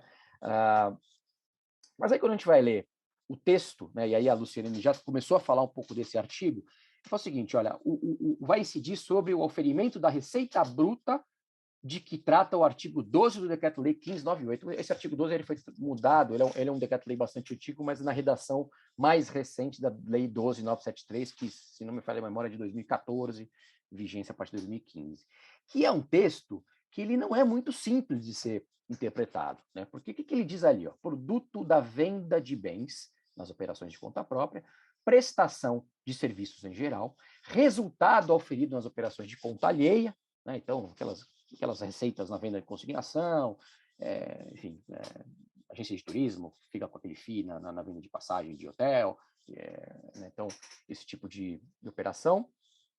E receitas da atividade ou objeto principal da pessoa jurídica, não compreendidas nos incisos 1 a 3. Ou seja, se não estiver no inciso 1 a 3, as receitas da atividade ou objeto principal. Vejam, são termos que são bastante vagos. Né? Atividade, principalmente. O que é a atividade, né, da empresa? Né? São quaisquer atividades, as atividades fim, as atividades meio também. O que está compreendido aqui? Né? Seria, então, será que a totalidade das receitas, como é o regime do PIS e da COFINS, ou somente as receitas operacionais? Né? Então, vai ser um novo PIS e COFINS, ou vai ser algo talvez um pouco mais perto mesmo de um IVA, mas mesmo assim seguindo sobre receitas, né? Aliás, o projeto até fala receita bruta de cada operação, que é uma coisa que não faz muito sentido, mas enfim. Então, sobre o que vai incidir efetivamente, né? Então, a gente tem, por exemplo, venda de bens e prestação de serviços, né? Qual é o conceito de serviços? Né? A gente está vendo, a Lucilene bem colocou, né? A gente teve uma série de julgamentos do Supremo, né? Começou lá atrás com o leasing, né? Então, cooperação mista, tendo obrigação de dar e fazer, poderia ser serviço. Depois a gente teve aí cessão do direito de uso de marca, que, embora fosse um tipo de julgamento bem peculiar, ali chamado reclamação, mas que o Supremo chegou a dizer que cessão de direito de uso de marca poderia ser considerado serviço. A gente teve, porque estava na lista de serviços, a gente teve o julgamento do software, dizendo, olha, o software está na lista do ISS, mas não só por causa disso que é serviço, porque também alguém fez o software algum dia, então teve uma obrigação, teve um engenho humano para se criar o software, então teve um fazer, então na hora de licenciar tem um serviço ali no meio, quer dizer, saiu-se um pouco ali pela tangente, porque licenciamento, poucas coisas sejam mais claro uma obrigação de dar do que o licenciamento. Tudo bem que o Toffoli pegou ali, tem a assistência técnica, a manutenção do software, atualização, enfim, mas foi dito isso, né? Ele teve o engenho humano ao fazer o software. Então, vejo que o conceito de serviço tem sido cada vez mais elástico e fluido, né, e impreciso, tá? Licenciamentos, aluguéis, né, cessão de operações com intangíveis em geral, estaria compreendido ou não? Quando o projeto de lei fala da importação de serviços, inclui, né? Agora, no mercado interno, só fala serviços, não trata com uma forma mais precisa o que estaria dentro de serviço. Né? A atividade é o objeto principal da pessoa jurídica. Primeiro que é objeto principal ou é atividade ou objeto principal, ou seja, a atividade também é a principal. Né? Então, aí tem esse ou, ele é excludente ou ele é includente, né? E ou. Enfim, realmente falta um pouco de precisão. Né? Então, poderia ser o objeto principal, atividade fim, ou objeto qualquer atividade da pessoa jurídica. Né? Então, a gente sabe, as pessoas jurídicas têm, todas as grandes empresas têm aplicação financeira, não deixa dinheiro parado, tem receita financeira. Essa receita financeira, no sentido estrito, né, se ele não é uma operação, uma empresa financeira, está fora. Agora, está dentro de uma atividade em sentido amplo. Né? Então, tem alguém cuidando disso dentro da empresa. Então, estaria dentro ou estaria fora? Na exposição de motivos, de novo, na intenção de quem propôs, estaria fora, mas o texto ele não deixa a gente ter uma precisão. Aí essa questão de dificuldade de aplicar conceitos relacionais, né, que nem insumos, né, bens e serviços utilizados na atividade da empresa, né, receitas relacionadas à atividade ou objeto, quer dizer, uma coisa que tem que estar relacionada à outra, são coisas muito difíceis de se precisar, e aí isso causa muito litígio, ou cair, o que é pior ainda na minha visão, né, o tal do critério de preponderância, né, por que prepondera? Eu tenho receitas operacionais, mas eu tenho outras receitas marginais, né? E se eu tiver um aluguel, alguém falou de aluguel, eu tiver um aluguel de uma empresa, de um imóvel, a empresa não tem nada a ver com locação de imóveis, mas por acaso é um baita de um prédio no meio da JK, da Faria Lima, e é uma receita muito importante para a empresa. Será que aquilo é tão marginal assim? Ou seja, são vários subjetivismos que podem levar a litígio, a conflito, né?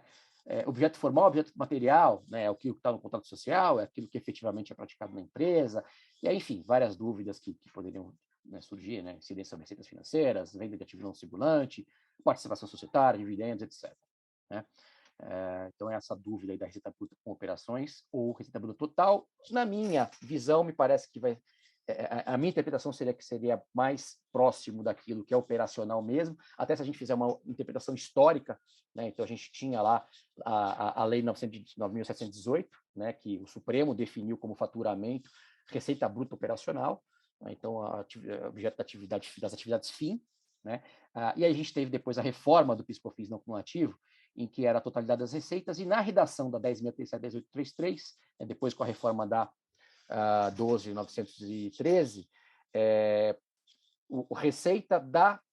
receita do artigo 12 do Decreto-Lei 1598 e a totalidade das receitas. Né? Então, se a gente pensar que o PIS e COFINS é o 12 é o artigo 12 mais a totalidade, e a totalidade quer dizer que só o 12 não é a totalidade, né? Então, numa interpretação histórica, né, como se sucederam as legislações de PIS e COFINS, daria para a gente também ter essa interpretação, mas, de qualquer forma, fica essa dúvida se as receitas não operacionais estariam fora ou não. E aí, quando a gente vai ver a interpretação do artigo 12 no STJ, a gente tem para os dois lados, né? O 12 abrange a totalidade das receitas e algumas decisões em que não, é só aquilo que é operacional. Enfim, me parece que é infeliz, né? E aí, claro, a gente está aqui tratando disso numa associação que, como outras associações que tem aí, né, peso também como formadores de opinião e representação de contribuintes, talvez esse seja um ponto também de atenção, e tem outras entidades que se manifestaram com relação a não usar esse artigo 12 como um parâmetro pela dificuldade em trabalhar com ele, por todo o litígio e insegurança que pode causar. Bom, aí a gente tem a questão dos contribuintes, né? Como a Lucilene já colocou, pessoas jurídicas de direito privado, e as equiparadas à pessoa jurídica pela legislação do imposto de renda. Aqui temos uma questão bastante relevante para o setor da venda direta. Por quê? Se a gente pegar a legislação do imposto de renda, a gente tem ali, né, 3 equiparações. Ao longo do regulamento da legislação, tem alguma outra coisa mais específica? Eu peguei mais o geral.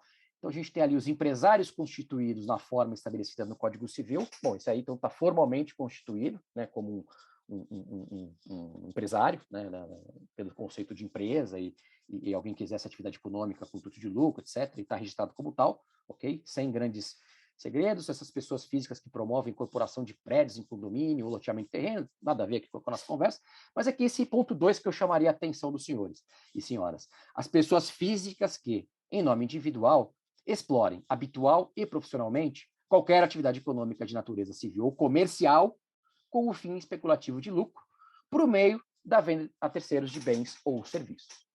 Então, aqui, gente, isso aqui está até conversando com o Código Tributário Nacional. Tem um artigo lá no Código Tributário Nacional que diz, olha, a sujeição passiva, né? Então, a atribuição de alguém como contribuinte de algum tributo independe da pessoa estar formalmente constituída ou não. Então, se você tem uma loja que vende mercadorias, né, e por acaso ela não tem inscrição estadual, a gente tem não tem CNPJ, não tem nada, né?